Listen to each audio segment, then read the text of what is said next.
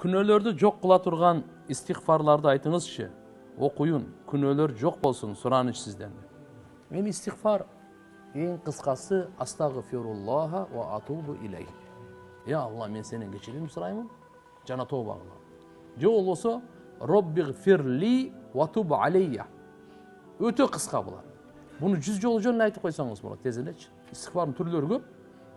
Астагфируллах ла иляха илля хуал хайюл кайюм ва атубу илейх. Мындай деле кылсаңыз болот астагфир. Же болбосо сеййидул истигфар, истигфарлардын эң мырзасы, королу.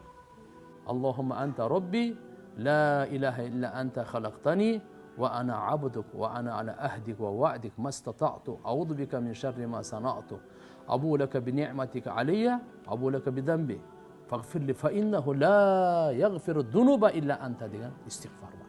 Пайгамбарыбыз муну саар, кеч окуйт эле.